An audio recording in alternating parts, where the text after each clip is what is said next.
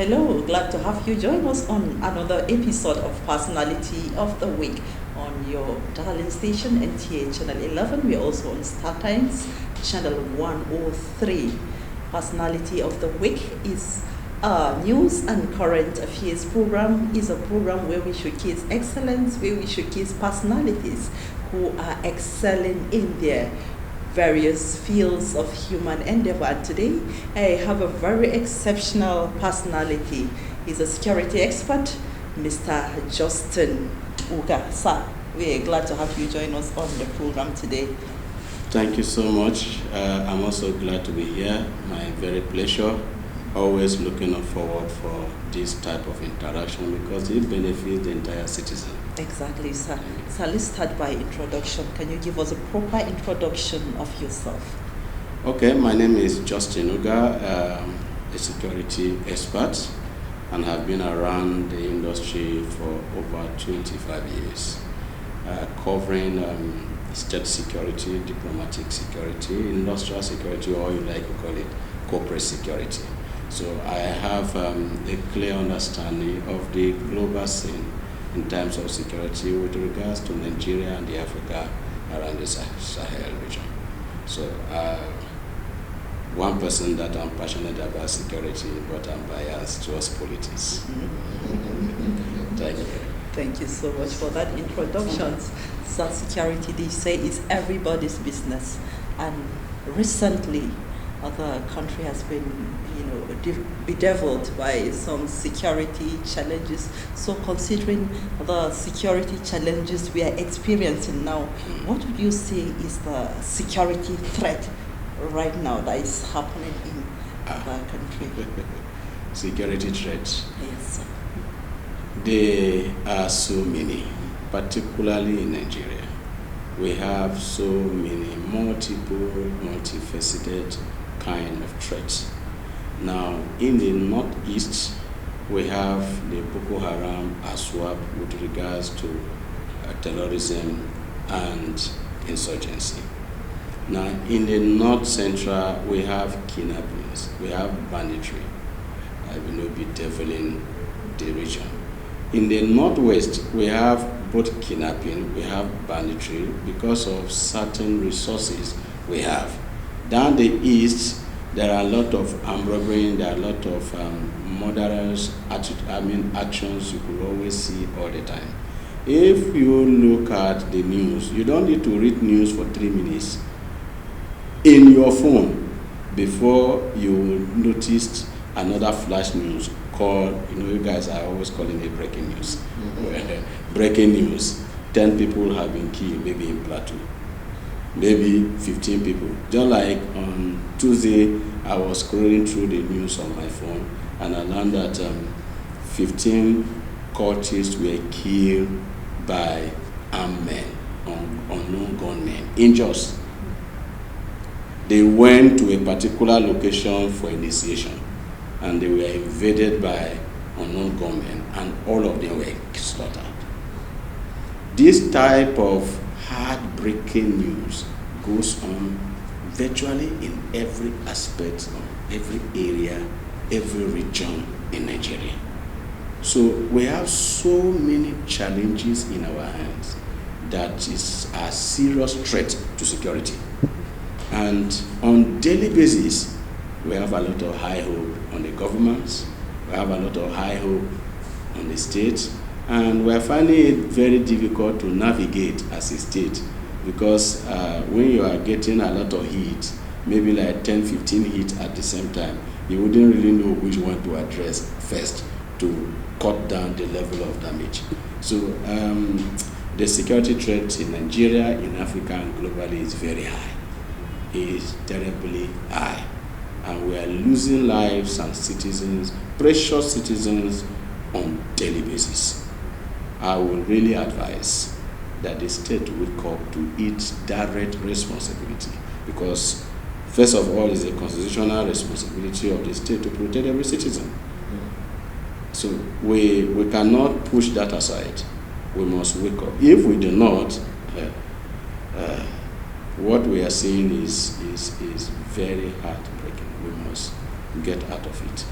And if we must, then somebody must be accountable. Somebody must be accountable. That's Thank you. right, sir. So how can the government, or state and federal, and security personnel, how can they access and prioritize this risk, security risks? Well, both the state, the local government, and the federal, they all are the direct owners or managers of the security architecture in Nigeria. Identifying this risk is very, very important. Why do I talk about identifying? And actually in our palace, in security palace, we call it crime mapping, threat mapping. Now, threat mapping has to do with ability to spot hotspots, note threat corridors, and as well act on intelligence to be able to cope those situations. Now, let me come back a bit. What do we mean by mapping or crime or threat mapping? Take, for example, Ad initio I have mentioned the Northeast. It's a high risk, particularly Borno State. It's a high risk corridor for ISWAP and Boko Haram. And so we must begin to carry similar mapping in other regions. What is causing insecurity in Zamfara State, in Kebbi State, in Sokoto State is not the same thing that is causing insecurity in Borno State. Now, what is causing threats in North Central that is bringing about farmers' headers and ethnic clashes is not the same thing applicable in the East. And so, if we begin to spot those areas, for example, part of the hotspot we notice in any region that have a land span of forest. Any region that have high level of solid minerals. That is why Nasarawa State is also a targeted belt. Now, when we strategically map those areas, we now begin to analyze and put into specific action into various threats we have noted. Because security is local. Every criminal takes note of the environment before he goes into it. And so security solution revolves around what are the prevailing things and what are the prevailing solutions that can actually work there. If you have traveled to Borno, to the far north, you will notice that what they call forest in the far north is actually not forest. The word forest presupposes that there are a lot of trees, there are a lot of bushes. Yes. But what we call forest in Borno is average high grasses and trees that are stunted as a result of low rainfall and cover a large span of land that there are no person inhabited the area. But when you say forest in Cross River State, forest in River State, you can be sure of heavy duty trees. These are analysis we need to know. So I am of the opinion that having identified the various hotspots, we begin to train people who have local knowledge of the environment and worked on the template, because these criminals, we must say, did not fall from the moon.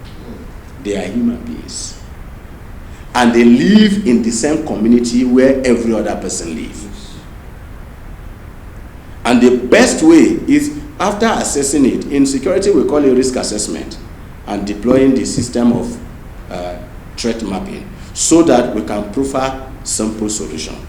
But I can tell you, Blessing, that most of the time, the government actually have clear knowledge of the happenings. The will to act could be the bottleneck. And I will tell you one of the bottleneck.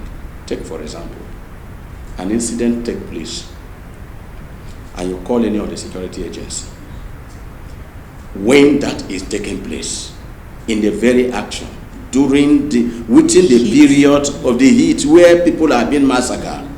Somebody out of response called the security agency. We have crisis here, and it will arrive 30 minutes, 1 hour, 2 hours after the incidents. Even if we didn't blame him or blame the agency for normally not acting in time, we could blame them for negligence. We could blame them for lack of accountability, because at the end of the day, we'll say we will investigate and go to the root of the matter, and then you will never hear the report again. Swift response, containment, de-escalation, and proper communication between the government and the citizen. By so doing, we will be able to gradually nip these situations to the bud.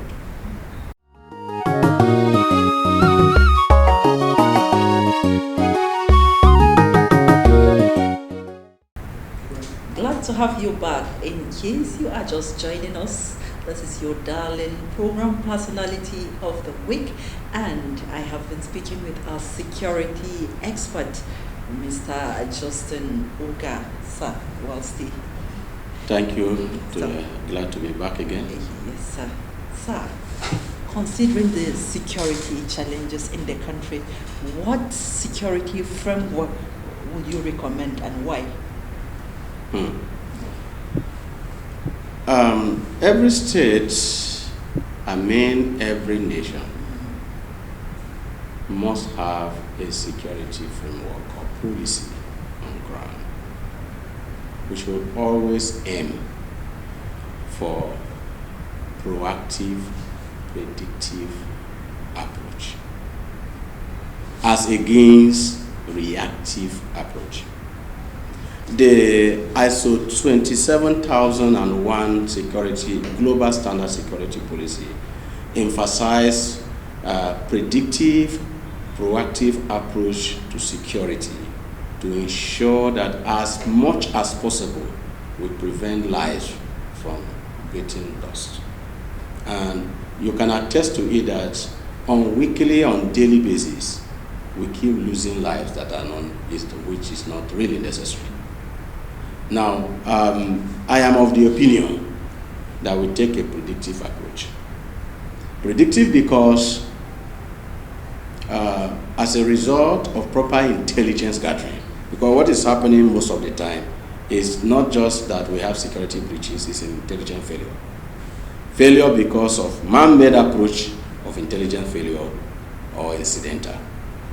Now, if we are predictive in our approach, it means that our intelligence must work very, very well to be able to identify the threat early, process and analyze it, and take proper action to eliminate the threat before the threat becomes a danger, leading to loss of lives or property. In this country, the last thing is what is always happening. We don't process our intelligence. I don't want to believe as an expert, because of my little knowledge, that we don't know. No. The state know. Somebody somewhere is aware that there is a terrorist corridor here, and they are likely going to strike. Do you know that most of these guys uses smartphones? So sometimes, even when they are carrying out some invasion, they put them on YouTube, they put them on videos. And for somebody to move from kilometer A to kilometer Z, what happened to that space? Is there no security agency? If there is no security personnel around the place, let's advance now. The other part of the world that are moving ahead, one way or the other, going ahead of the criminal, is because they have made up their mind to advance. They use technology. They could use drone to track, to make sure that this information get to the appropriate quarters as at when due and acted upon to prevent attacks. No matter whatever thing we are doing as a state, no matter what we are doing as a nation, and it does not end in protecting lives and property, we are still a failure. That is one aspect. The preventive approach has an economic ambience to it. Most of these criminals, let me say it, for example, 70% of the criminals are not originally criminals, but either hunger and lack of economic empowerment. They go into it. Yesterday I was listening to a PhD holder, an academician in a university. He told me that where he is currently doing his sabbatical in one of the renowned universities in Nigeria. They have an inflow. People that were actually given admission this year are 126,000. The meaning is that in 4 years' time, they will be graduates. They will have job for them. That is one school. That is one school. Now, my estimation from the few data that I try to gather here, that because I have a proposal for the government on school security, on institutional security, learning environment, we have nearly 5 million students graduating on a yearly basis. What job do we have for them? Now, there was a time we used to have like 10,000 people coming out of university or coming out of graduating from various institutions in this country. We were absorbing them to government parastatals and renowned companies. Because we did not keep our production lines open, we shut them down. We have no light, we have no good road. There are so many social security systems we don't have. People don't get employed, and so they go into problem. So once somebody call from somewhere and tell them we have XYZ, they will go in, they will make 2 million, 3 million as a source of livelihood. If you call some of them, those guys that sometimes they tell you, I have not done it too, this is the first time, they may sincerely be telling you the truth. It's just that the law has no provision for ignorance. So I want to advise the government, let's up our game in employment generation to take care of the economic related crime, because some crimes are as a result of bad economic system. That is just one or two. We may not have all the time to resource several other affairs. Thank you. Thank you, sir. So, sir, what is the role of intelligence gathering, and how can it help in curbing security challenges in the country? Thank you so much. Again, security is all about intelligence gathering. Is knowledge base, proactive knowledge base, predictive knowledge base. See, in this country and all over the world, crimes are patterns. And we cannot eliminate crime completely. It is not possible. We can only reduce them. Minimize them. We can take them to a level, even in Israel, 1 or 2 or 3, they still kill Israelis too.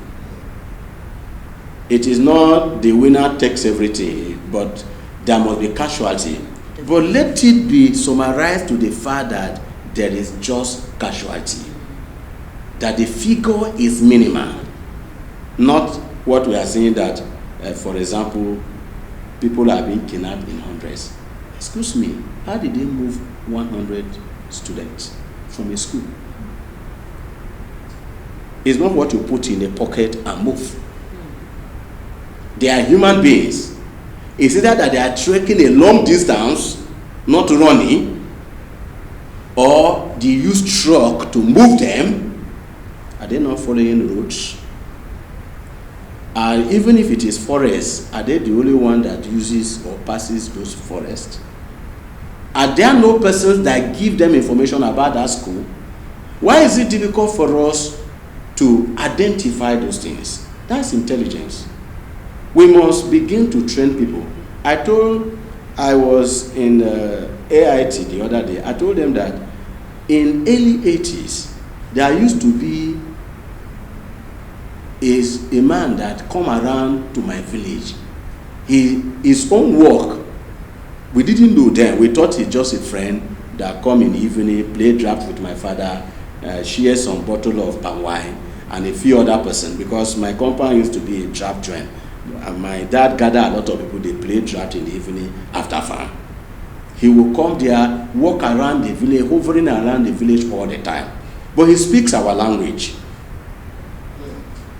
It was in early 90s, I realized that the man was a police detective, feeding the state with information.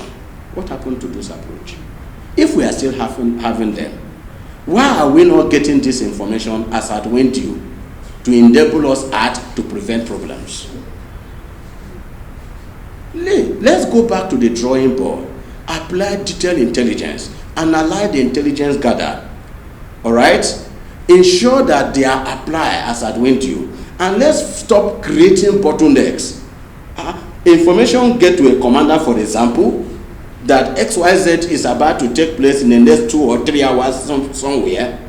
He's calling and calling to get directive from probably a GOC or a most senior security official somewhere to get directive. Within that time lab, what if the man is in a meeting and he didn't go into the meeting with his cell phone?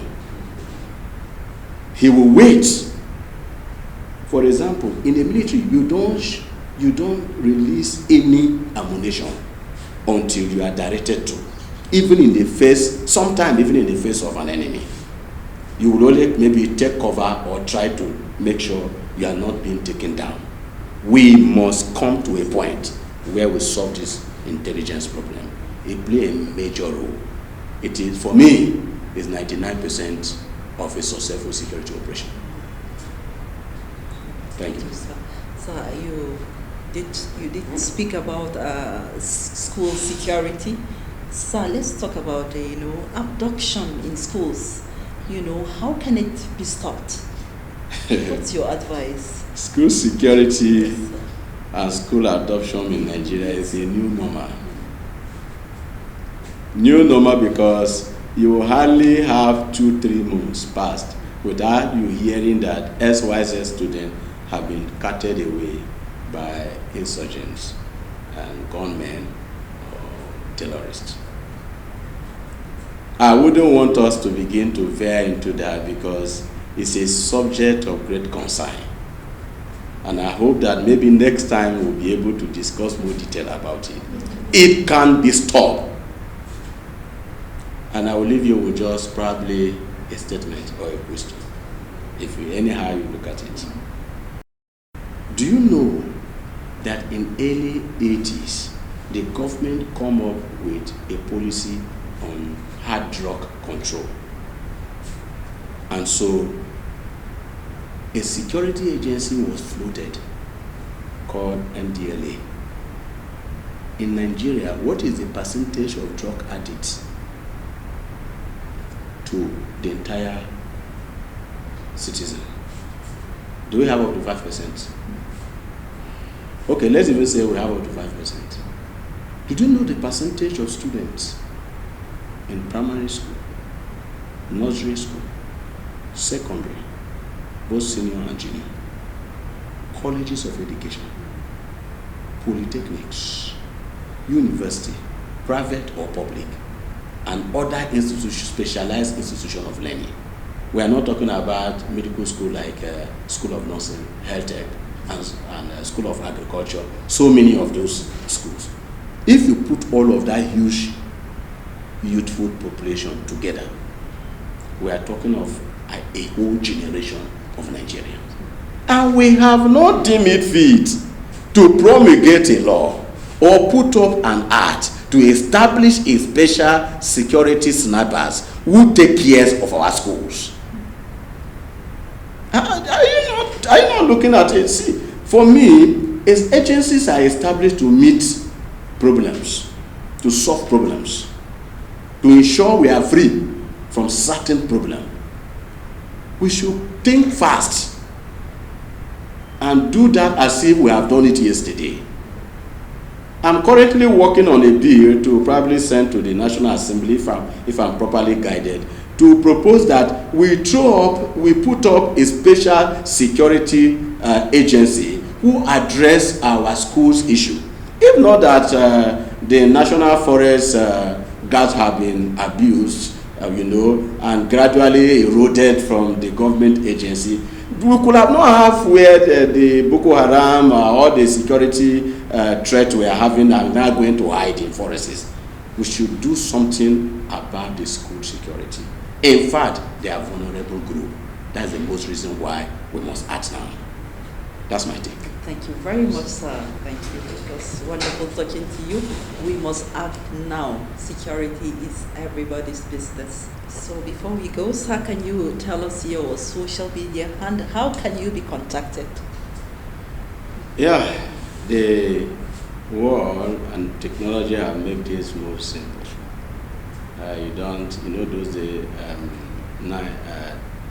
The NITER said, don't make the trip, just make the call. You can reach me via my social media handle on Facebook, Justin Oga, and on Instagram, same name, as well as on YouTube. You can watch some of my discussion on YouTube, and I will advise that you follow me on YouTube, follow me on Instagram, follow me on Facebook, and we keep this interaction.